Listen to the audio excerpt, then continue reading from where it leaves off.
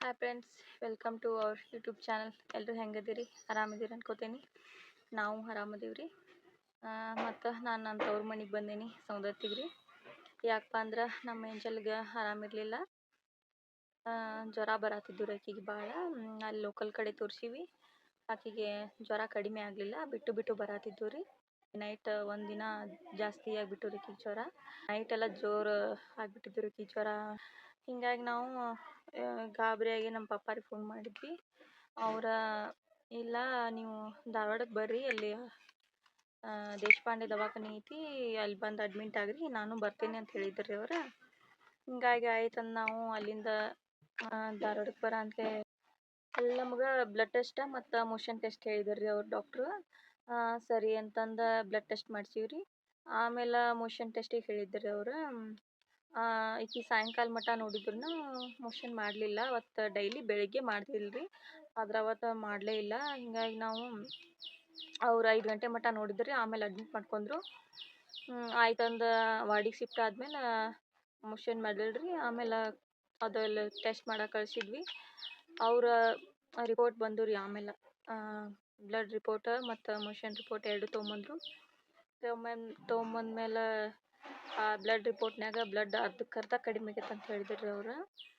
ಆಮೇಲೆ motion ಟೆಸ್ಟ್ನಾಗ rota virus attack ಆಗೈತೆ ಅಂದ್ರಿ, ಮತ್ತು ಇನ್ಫೆಕ್ಷನ್ ಆಗೈತೆ ಅಂತೂ ಹೇಳಿದ್ರು ಅವ್ರು. ಸರಿ ಆಯ್ತು ತಗೋ ಅಂತಂದ್ರಿ. ಅವರೆಲ್ಲ ಮಸಾಲೆನ ಇದು ಮಾಡಕತ್ತೀರಿ, ಮತ್ತು ಬ್ಲಡ್ ಹಚ್ಚು ಅಂದಿದ್ರಲ್ರಿ.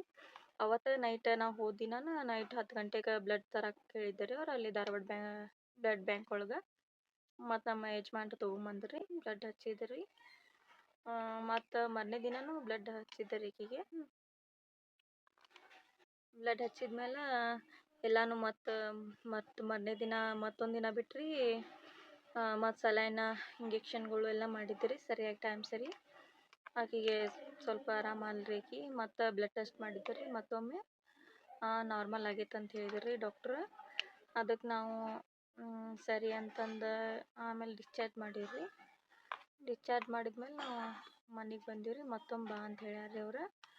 ಮತ್ತು 10 ದಿನ ಬಿಟ್ಟು ಬಾ ಅಂದ್ರಿ. ಮತ್ತು ನಾನು ಆಕಿಗೆ ಜ್ವರ ಚೆಕ್ ಮಾಡ್ತೀನಿ ಅಂತ ಹೇಳಿದ್ನಲ್ರಿ ನಾ. ಇಷ್ಟು ಜ್ವರ ಬಂದಿದ್ದು ಅಂತ.